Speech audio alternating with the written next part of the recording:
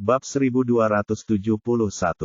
Tommy mengira Annie yang datang karena ia sering mampir. Maka, ia terkejut ketika membuka pintu dan melihat Sofia. Namun, Sofia tidak terkejut melihat Tommy di sana. Ia tahu Jeremy telah mengatur kedatangannya.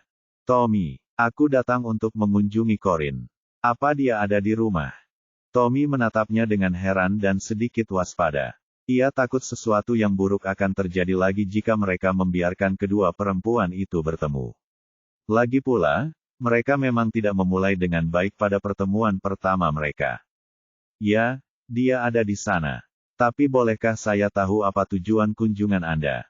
Aku datang untuk melihat bagaimana keadaannya dan, untuk mengundangnya ke pesta ulang tahunku, kata Sofia dengan jujur. Aaron tampak seperti sedang dilema. Yah, Mengetahui kekhawatiran Tommy, Sofia tersenyum padanya dan meyakinkannya, jangan khawatir, aku sudah memberitahu Jeremy bahwa aku akan mengundang Corinne, dan dia setuju. Oh, begitu. Kalau begitu, bisakah kau menunggu di ruang tamu sementara aku memberitahu Nona Corinne kalau kau di sini? Dia mungkin sedang istirahat, jadi jangan terlalu berharap. Sofia menggelengkan kepalanya. Tidak apa-apa. Jangan bangunkan dia kalau dia sedang istirahat. Aku bisa menunggu di sini selama yang dibutuhkan. Lagi pula, aku juga tidak punya hal lain yang lebih baik untuk dilakukan. Tommy berterima kasih atas pengertian Sofia. Ia segera mengetuk pintu Corinne. Ia tidak tidur, melainkan sibuk menggulir ponselnya untuk membeli baju bayi. Bayinya akan segera lahir, dan ia punya banyak hal yang perlu dipersiapkan. Dia bangkit untuk membuka pintu ketika dia mendengar ketukan di pintu. Nona Corinne, Nona Sofia datang mengunjungi Anda, kata Tommy dengan hormat. Corinne menguap. Katakan padanya aku tidak di rumah.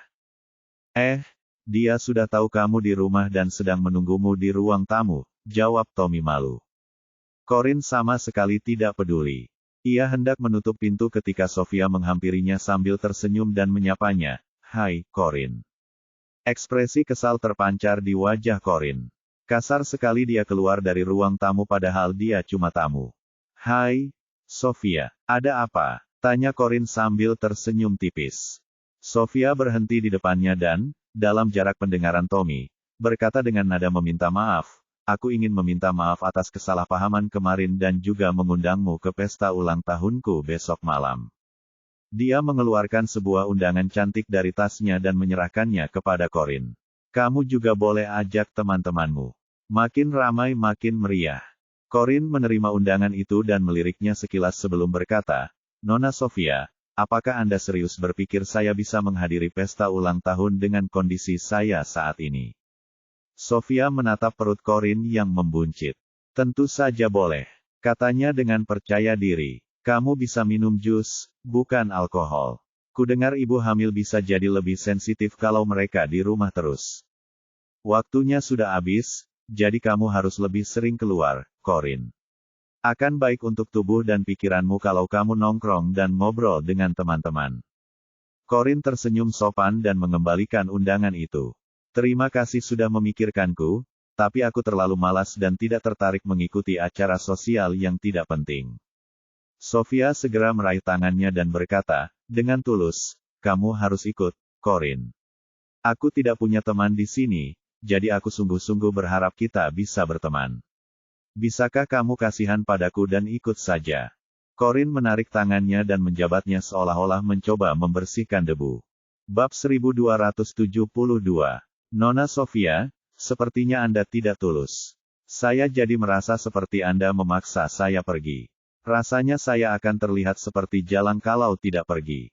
Sofia sangat terkejut dengan kata-kata Corinne sehingga dia tidak tahu harus berkata apa. Maka, ia menyerahkan undangan itu kepada Tommy sebelum berbalik dan berkata, "Corinne, aku tulus saat bilang ingin mengundangmu, tapi aku pasti terlalu terburu-buru untuk membuatmu setuju. Maaf kalau aku mengatakan sesuatu yang membuatmu kesal. Aku akan menitipkan undangannya pada Tommy agar kamu bisa datang kalau kamu berubah pikiran. Teman-teman Jeremy juga akan datang. Kalau begitu, aku pergi dulu. Sampai jumpa." Setelah itu, dia berbalik dan dengan ramah mengingatkan Tommy, "Tommy, usahakan yang terbaik untuk menjaga Corinne demi Jeremy, Oke. Baiklah, Nona Sofia, kata Tommy sambil mengangguk. Sofia tersenyum dan berjalan menuju pintu masuk. Tommy tidak mengantarnya karena khawatir Corin akan marah. Karena tidak tahu harus berbuat apa, ia hanya berdiri sambil memegang undangan itu. Nona Corin, maafkan saya karena mengatakan ini, tapi saya rasa Anda salah paham tentang hubungan Tuan Jeremy dan Nona Sofia. Mereka hanya berteman. Nona Sofia tumbuh besar di luar negeri, di mana orang-orang di sana lebih berpikiran terbuka, jadi itulah mengapa perilakunya terkadang tidak disukai di sini. Tapi sebenarnya dia tidak seburuk itu. Mereka bertemu saat kuliah di luar negeri. Corin tersenyum mengejek. Hanya teman. Apa pria bisa menikah secara sah dengan seseorang yang hanya teman? Tommy tercengang. Jadi kau tahu tentang itu. Tapi ada penjelasannya. Kau tak perlu menjelaskan apapun kepadaku. Apapun itu, aku tak tertarik tahu alasannya sekarang, sela Corin. Setelah itu, ia kembali ke kamarnya dan menutup pintu dengan keras, meninggalkan Tommy yang mendesah tak berdaya. Corin terus berbelanja pakaian bayi daring. Namun, ia tak bisa menghilangkan rasa kesalnya bahkan ketika melihat pakaian bayi yang lucu-lucu itu. Tidak peduli apapun alasannya atau apakah benar-benar tidak terjadi apa-apa di antara mereka, itu tidak mengubah fakta bahwa dia berbohong kepadaku, pikir Corin, dan dia tidak ingin menghabiskan sisa hidupnya dengan seorang pembohong. Sepulang kerja, Sante dan Aaron melihat undangan yang ditinggalkan Sofia. Annie dan Sunny juga mampir, jadi mereka berempat mulai berdiskusi mengapa Sofia mengundang Corin ke pesta ulang tahunnya. Aku tahu siapa Sofia. Dia teman kuliah Paman Jeremy. Kudengar dia sangat membantu Paman Jeremy, itulah sebabnya Paman Jeremy menganggapnya teman. Aku jamin tidak ada yang terjadi di antara mereka, kata Annie. Sunny mendengus. Bagaimana kau bisa menjamin itu? Kau kan tidak ada di sana saat mereka kuliah di luar negeri. Kau tahu kan Jeremy memperlakukan Sofia lebih baik daripada Corin. Kurasa dia cinta pertamanya. Annie memelototi Sunny. Berhenti bicara omong kosong seperti itu. Cinta pertama Paman Jeremy itu Corin. Dia bukan pemain, oke. Bibir Sunny berkedut. Oh, ya ampun. Dia begitu tampan sampai-sampai para wanita berbondong-bondong mendekatinya sejak masa kuliahnya. Apa kau serius berpikir dia bisa menolak mereka terus-menerus? Dia kan laki-laki, jadi pasti akan terpeleset suatu saat. Annie berkacak pinggang. Memangnya kenapa kalau para wanita itu menyerangnya? Kau bicara seolah-olah pernah mengalaminya. Apa kau juga terpeleset? Apa itu sebabnya kau bersikeras Paman Jeremy juga tidak akan bisa menolak? Omong kosong. Sebaiknya kau jangan sebarkan gosip tentangku. Sunny segera menoleh ke arah Sante. Ia khawatir Sante akan salah paham, tetapi Sante ternyata sedang asyik menggulir ponselnya. Sepertinya Sante sama sekali tidak mendengarkan percakapan mereka. Annie memutar bola matanya. Aku nggak bisa nyebarin gosip tentangmu, tapi kamu bisa nyebarin gosip tentang Paman Jeremy. Kamu harus hati-hati ngomong, atau aku bakal bilang ke Lukas kalau kamu udah ganggu cewek-cewek di sekolahmu.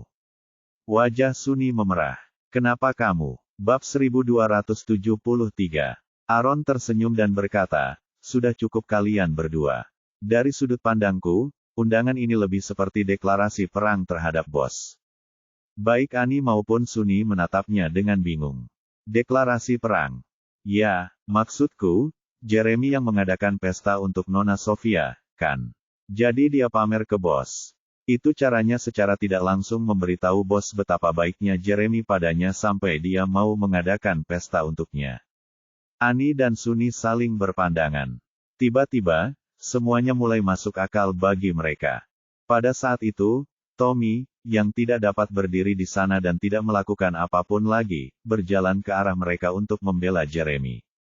Jangan salah paham, Tuan Jeremy hanya membantu Nona Sofia dengan mengundang beberapa temannya ke pesta. Soal pestanya sendiri, semuanya dibiayai oleh Nona Sofia sendiri. Tuan Jeremy bukan yang mengadakan pestanya. Aaron, Annie, dan Sunny mendongak menatapnya. Sante pun mengalihkan perhatiannya dari ponsel ke Tommy. Annie yang pertama bicara. Buat apa Paman Jeremy mengundang teman-temannya ke pesta kalau mereka cuma teman? Apa dia nggak tahu statusnya beda dengan yang lain? Maksudku, orang lain pasti gampang salah paham kalau dia begitu. Pantas saja Corin marah sama dia. Tommy terdiam. Annie benar, wanita memang suka cemburu tanpa alasan. Tapi fakta bahwa Jeremy tidak tahu bagaimana menjaga batasan dengan wanita lain dan membantunya dengan mengundang teman-temannya ke pestanya. Yah, aku tidak bisa menyalahkan Corin karena mengabaikannya. Dia harus belajar dariku. Aku belum bicara dengan wanita lain. Gadis-gadis di sekolahku sejak aku bersama Sante. Seorang pria harus selalu menetapkan batasan tanpa diminta. Bibir Sante berkedut. Kau tahu aku tidak peduli kau bicara dengan gadis lain, kan? Aku tetap akan melakukannya meskipun kamu nggak peduli, kata Sunny dengan arogan. Itulah keuntungan jadi pacarku. Sante tidak tahan lagi, jadi dia berdiri dan berkata, maaf, saya harus pergi memeriksa bos. Setelah itu, dia cepat-cepat meninggalkan ruang tamu. Sunny mengangkat dagunya dengan bangga. Dia melakukannya lagi. Dia pasti terlalu malu untuk mengakuinya. Annie memutar matanya ke arahnya. Aaron tersenyum dan menyesap kopinya sebelum mengangkat sebelah alisnya dan berkata pada Tommy, jadi, Jeremy juga akan pergi ke pesta ulang tahun Nona Sofia. Tommy mengangguk. Setidaknya dia mau mampir sebentar. Aaron tertawa mengejek. Tahu nggak sih apa yang kubenci dari dia? Dia cuma pura-pura setia dan penyayang di luar, tapi terus-terusan selingkuh di belakang bosnya. Tommy mengerutkan kening. Tidak, aku bisa membuktikan bahwa Tuan Jeremy bukan orang seperti itu. Dia jarang berinteraksi dengan perempuan lain, dan satu-satunya alasan dia bersikap baik kepada Nona Sofia adalah karena Nona Sofia pernah berjasa besar padanya di masa lalu. Dan apa maksud bantuan besar yang terus kudengar ini? Tanya Aaron sambil tersenyum penasaran.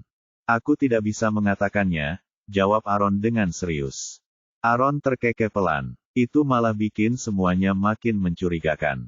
Suruh Jeremy habiskan sisa hidupnya sama Nona Sofia dan jangan ganggu bos. Dan kamu, berhenti datang ke rumah kami. Ini makin menyebalkan. Tommy terdiam. Bab 1274. Annie tidak sanggup lagi membela Jeremy.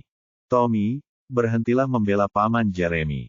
Semakin kau berusaha menjelaskan, semakin terdengar seperti kau berusaha membantunya menutupi sesuatu. Lagi pula, apa sih kesibukannya sampai-sampai dia tidak mengunjungi Corin sekalipun beberapa hari ini? Bahkan aku harus memihak Corin dalam hal ini.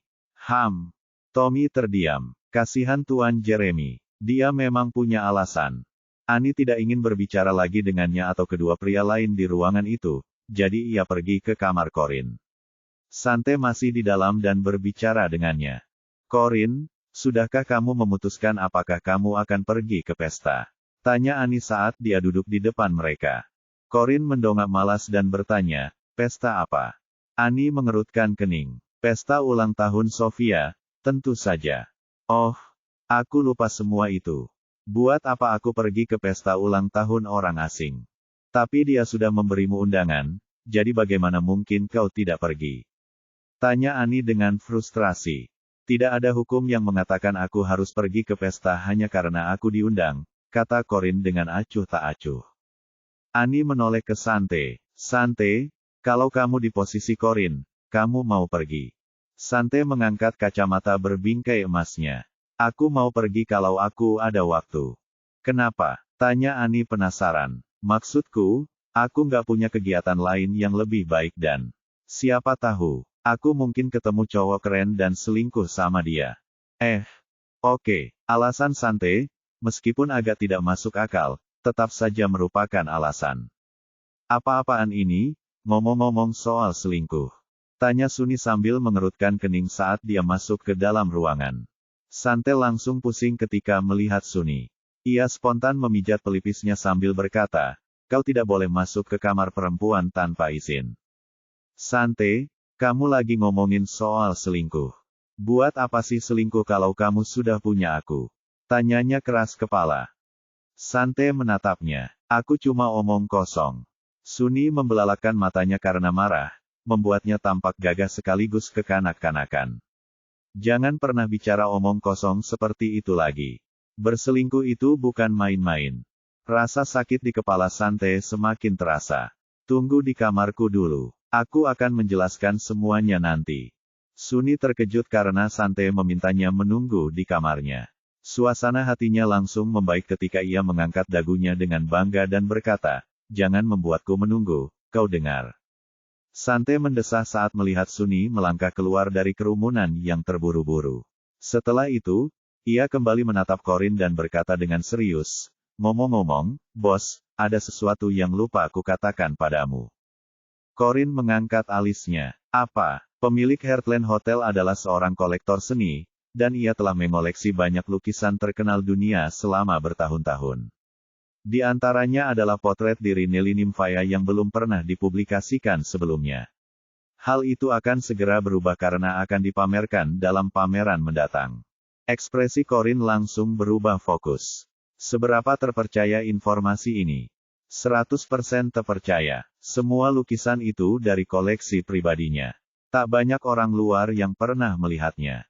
Namun, belakangan ini, hotel miliknya mengalami beberapa masalah operasional dan tidak menghasilkan keuntungan seperti dulu. Untuk menarik lebih banyak pelanggan kelas atas, ia baru-baru ini merilis berita bahwa ia akan memajang koleksi pribadinya di ruang perjamuan agar tamu yang mengadakan pesta di sana merasa lebih menarik. Sudah lama Corin tidak melihat lukisan-lukisan ibunya di pasaran. Yang membuatnya semakin menarik kali ini adalah lukisan yang dipajang adalah potret diri ibunya.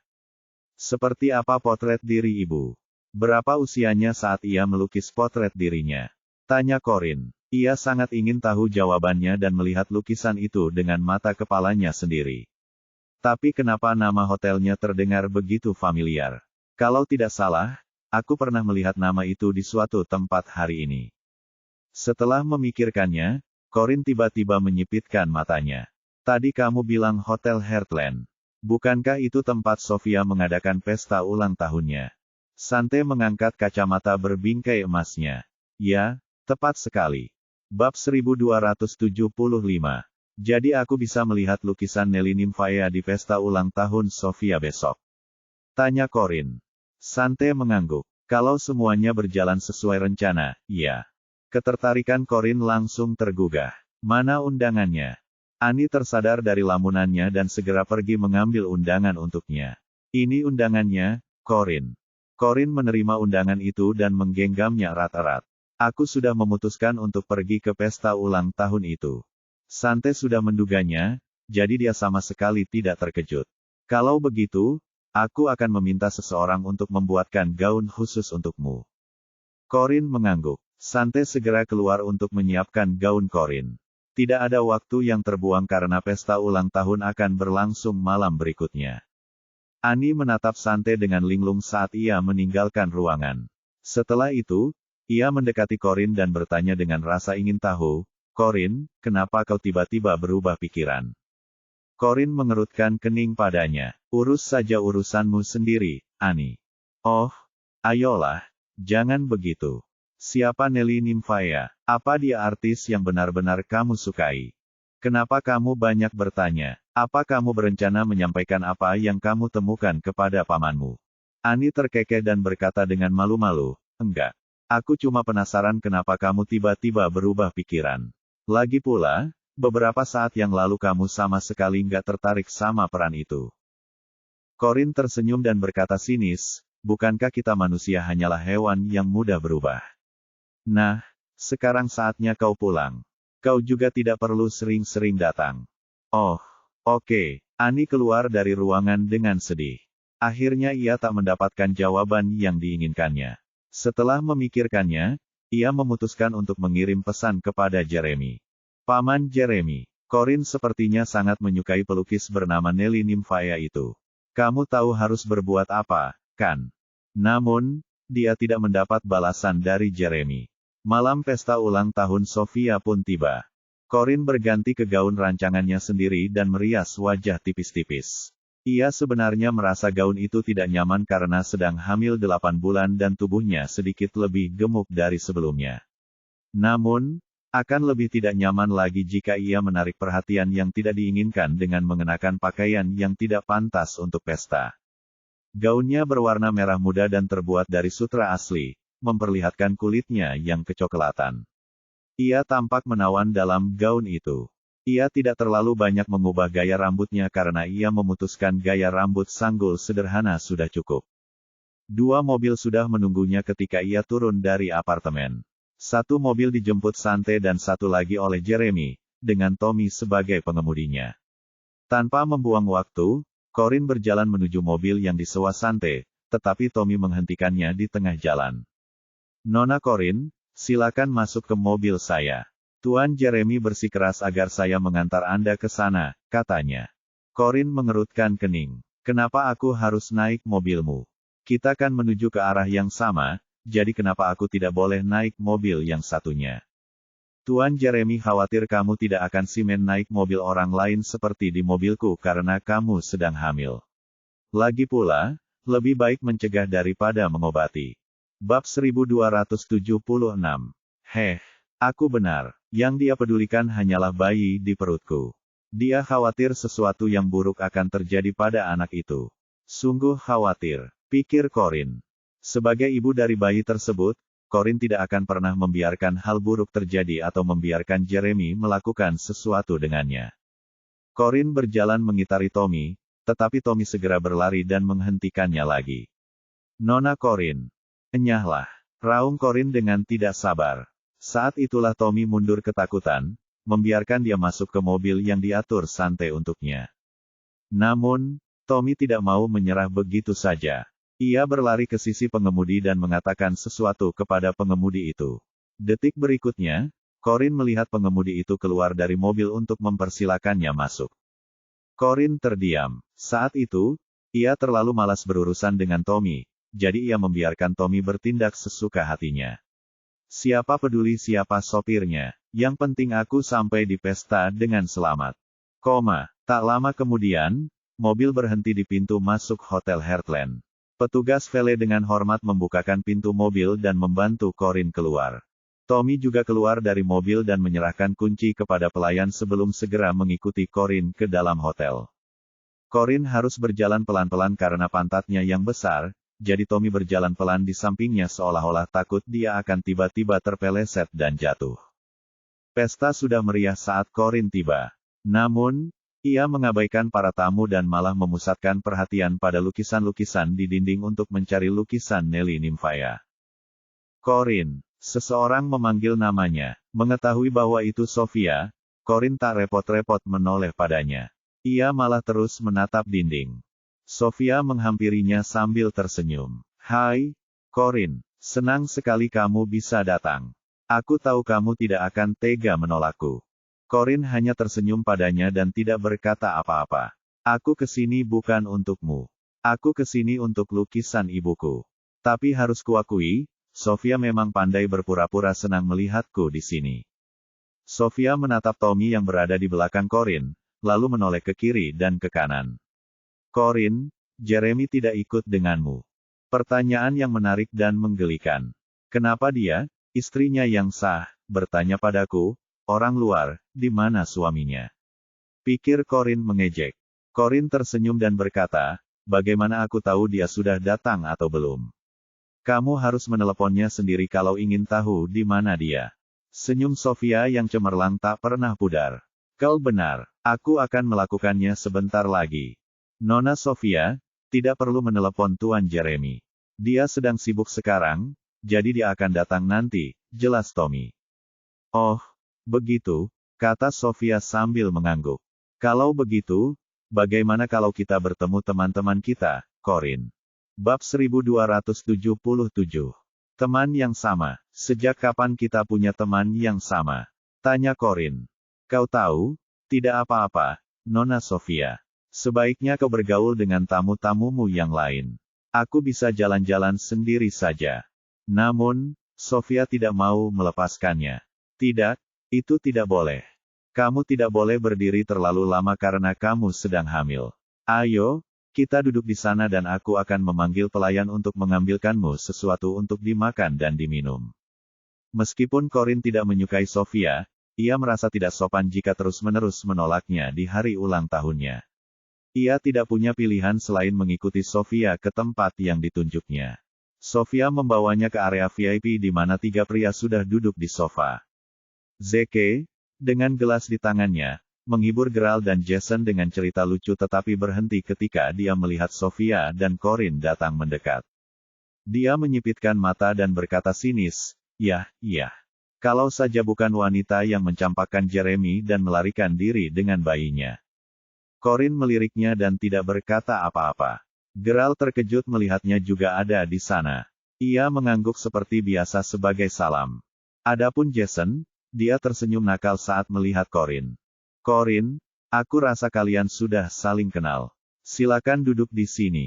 Aku akan memanggil pelayan untuk membawakanmu sesuatu untuk dimakan, kata Sofia. Tanpa merasa canggung sedikit pun, Corin duduk di sofa kosong. Teman-teman, tolong jaga Corin untukku sementara aku menyapa tamu lainnya, kata Sofia sambil tersenyum kepada Zeke dan yang lainnya. Zeke menyeringai dan mengangkat gelasnya. Tentu saja, ini kesempatan sempurna untuk saling berbincang. Lagi pula, sudah lama sejak terakhir kali kita bertemu, kan, Corin? Corin terus mengabaikannya. Baiklah, terima kasih. Aku merasa jauh lebih baik mengetahui kalian akan menjaganya. Aku akan ke sana kalau begitu, kata Sofia. Ia melirik Corin sekilas sebelum pergi sambil tersenyum. Zeke segera berlari ke tempat Corin duduk dengan segelas anggur masih di tangannya. Ia menyipitkan mata ke arahnya dan bertanya, sepertinya bayinya akan segera lahir. Kapan tepatnya kamu akan melahirkan? Jason berencana duduk di samping Corin juga, tapi tidak secepat Zeke, jadi dia terpaksa duduk kembali dengan halus. Zeke, berhenti menggodanya. Zeke menatapnya. Aku cuma nanya kapan tanggal lahirnya. Bukannya aku nanya kasar. Cek, kenapa kamu protektif banget sama dia? Jason hanya tersenyum dan berkata, merupakan tanggung jawab semua orang untuk merawat ibu hamil. Zeke terkekeh pelan. Oh, ya ampun. Kurasa lebih tepat kalau kau naksir dia. Sebaiknya kau jangan biarkan Jeremy tahu, atau kau pasti akan kena. Jason terus tersenyum, tetapi matanya agak gelap. Zeke tidak menyadari bahwa ia telah mengatakan sesuatu yang kasar, jadi ia berbalik dan menyeringai pada Corin. Aku harus mengakuinya, Corin. Aku tidak percaya kau berani mencampakkan Jeremy 2 kali. Corin menerima segelas jus dari seorang pelayan. Ia lalu mengaduk jus itu dengan sedotan. Sambil mengangkat sebelah alis, ia memperingatkan, hati-hati bicaramu, Tuan Zeke. Aku tidak mencampakkan Jeremy. Kau tidak mencampakkannya. Lalu kenapa kau kabur diam-diam? Tanya Zeke penuh minat. Aku juga tidak kabur diam-diam. Aku meninggalkan rumah besar itu di siang bolong. Baiklah, katakanlah kau meninggalkan rumah besar itu di siang bolong, tapi kenapa? Kenapa kau melakukan itu? Kenapa kau menyia-nyiakan kesempatanmu untuk menjadi istri seorang pria kaya dan berkuasa? Corin tersenyum. Apa enaknya jadi istri orang kaya dan berkuasa? Zeke juga tersenyum. Apa bagusnya? Kurasa lebih tepat kalau kukatakan apa yang tidak enak jadi istri pria kaya dan berkuasa. Kau tahu berapa banyak wanita yang ingin menikahi Jeremy? Corin mendengus. Sepertinya kau juga ingin jadi istrinya. Aku yakin dia akan mewujudkan keinginanmu kalau kau bilang saja. Lagi pula, kalian sudah berteman lama. Senyum Zeke membeku. Setelah itu, ia menutupi dadanya dan berkata, kau pasti bercanda. Aku heteroseksual, oke. Aku tidak mungkin menikah dengannya meskipun dia mau. Bab 1278. Tiba-tiba, sebuah suara dingin terdengar dari belakang mereka. Kalian ngomongin apa? Semua orang menoleh ke arah suara itu dan melihat Jeremy berjalan mantap ke arah mereka. Zeke tersenyum dan cepat-cepat berkata, Jeremy, akhirnya kamu di sini. Kita cuma bercanda sama Corin. Geralt melirik Zeke. Dia bilang dia tidak mau menikahimu, tapi dia tidak keberatan menidurimu setelah minum-minum.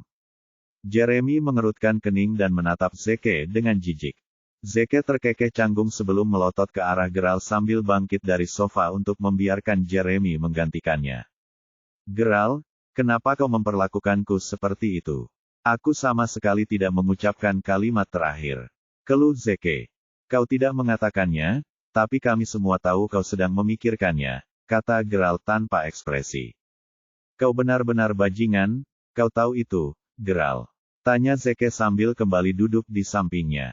Meskipun Zeke mengosongkan tempat duduknya sebelumnya sehingga Jeremy bisa duduk di sebelah Corin, Jeremy memilih untuk duduk di kursi berlengan yang agak jauh.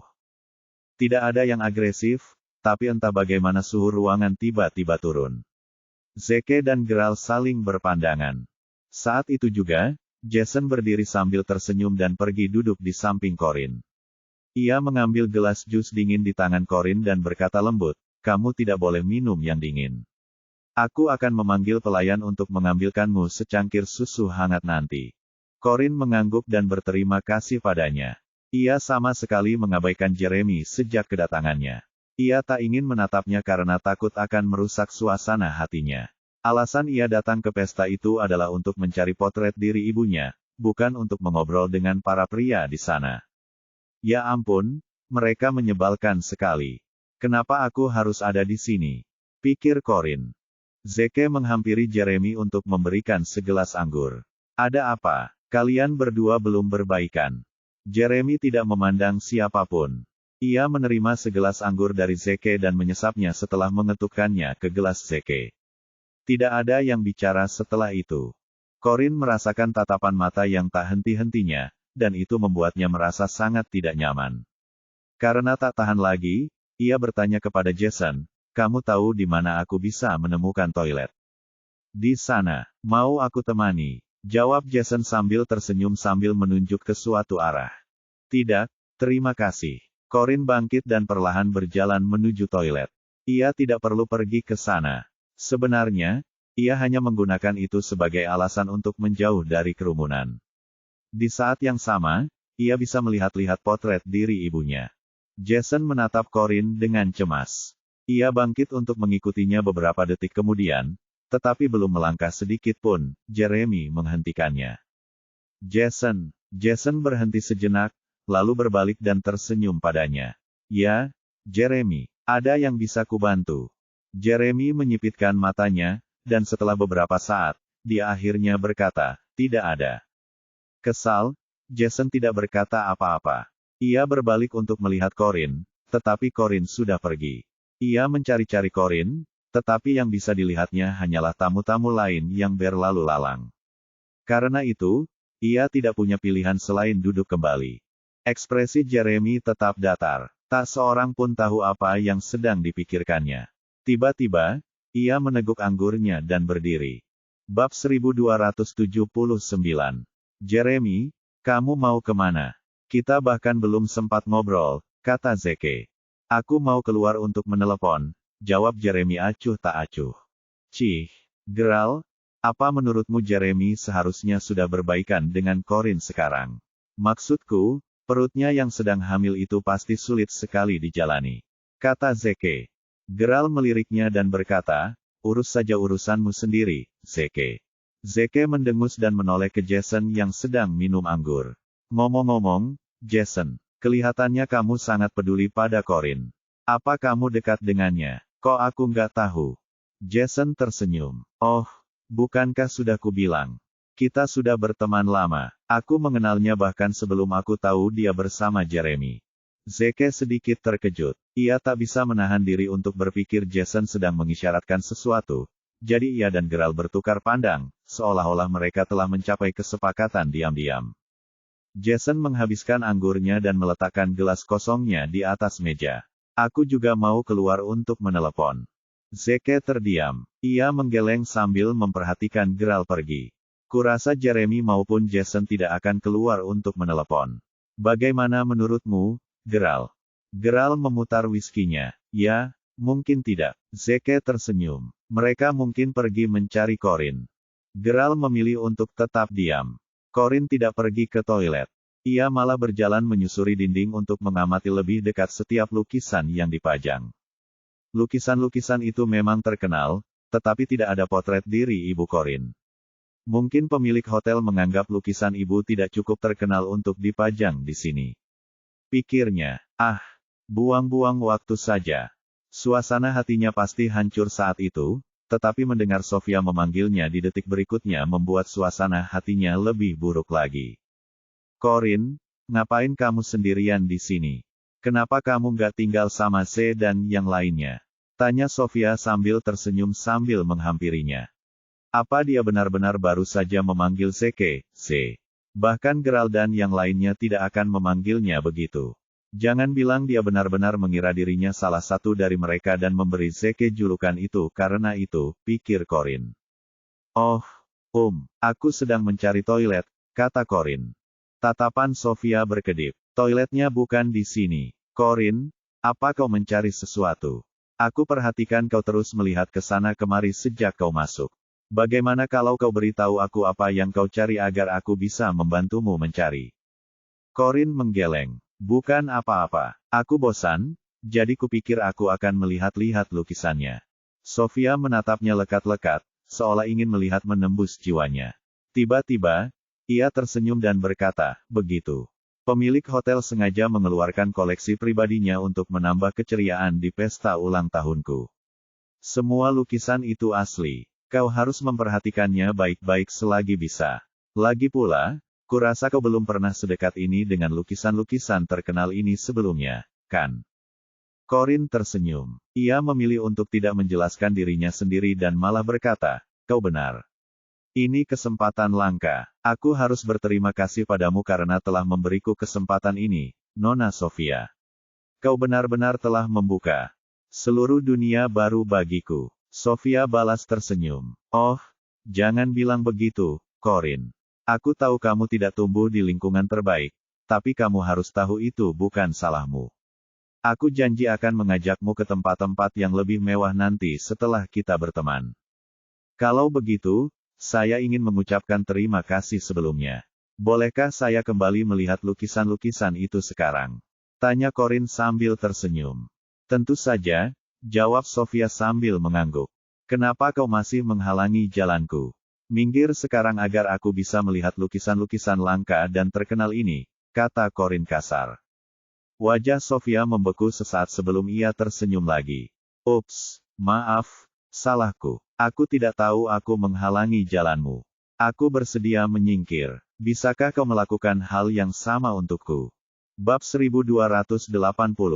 Corin merasa kata-kata Sofia menggelikan. Kau ingin aku minggir juga? Sejak kapan aku menghalangimu?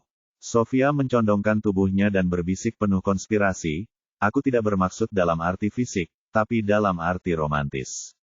Tatapan Corin berubah dingin. Ia merasa perkataan Sofia begitu absurd hingga ia hampir tertawa. Apa hubungannya kehidupan cintamu denganku? Sofia hendak menjawab ketika ia melihat seseorang muncul di belakang Corin. Jason, apa yang kau lakukan di sini? Tanyanya sambil tersenyum. Jason melirik Corin sebelum tersenyum pada Sofia. Aku baru saja keluar untuk menelepon. Apa yang kalian berdua bicarakan? Sofia menatap Jason lalu Corin saat sebuah kesadaran menyadarkannya. Senyumnya semakin lebar saat ia berkata, Corin tertarik dengan lukisan-lukisan yang dipajang di ruangan ini, jadi aku datang untuk menemaninya karena kurasa dia tidak seharusnya ditinggal sendirian dalam kondisinya. Tapi aku harus segera menjamu tamu-tamu lain, jadi bisakah kau menemaninya, Jason? Jason tersenyum. Tentu saja, serahkan saja padaku. Kilatan nakal melintas di mata Sofia. Baiklah, kalau begitu aku tinggalkan kalian berdua. Sampai jumpa lagi. Setelah itu, dia mulai berbaur dengan orang banyak. Jason berbalik menatap Corin setelah memastikan Sofia tidak terlihat. Bukankah kamu bilang ingin ke toilet? Kenapa kamu sendirian di sini? Tidak bisakah aku melihat-lihat setelah ke toilet? Apa aku harus kembali dan dibicarakan oleh kalian seolah-olah aku sedang dalam semacam pertunjukan aneh?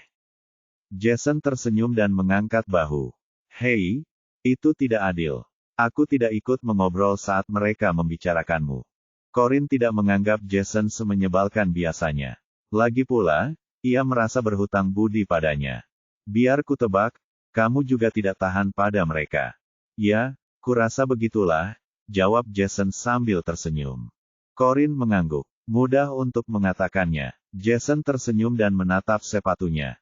Oh, bagus. Dia pakai sepatu datar, bukan sepatu hak tinggi.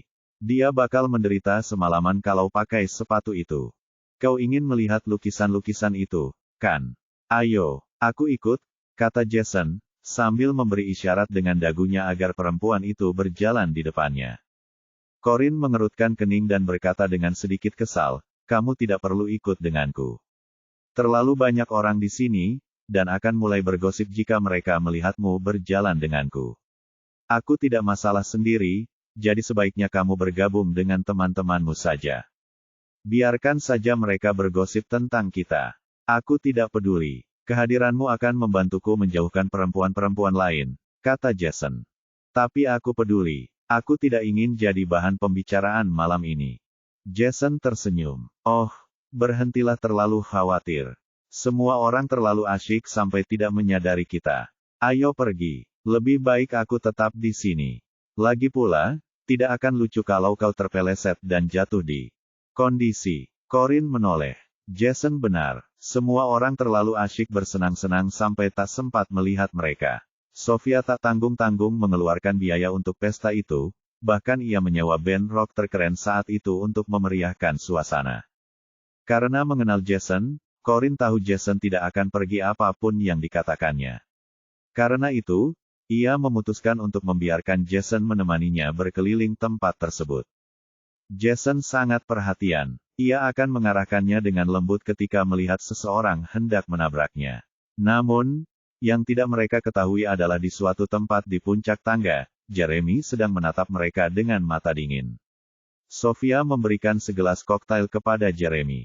Jeremy, apa Corin dekat dengan Jason? Sepertinya mereka akur. Jeremy menyipitkan matanya. Apa yang membuatmu berpikir begitu?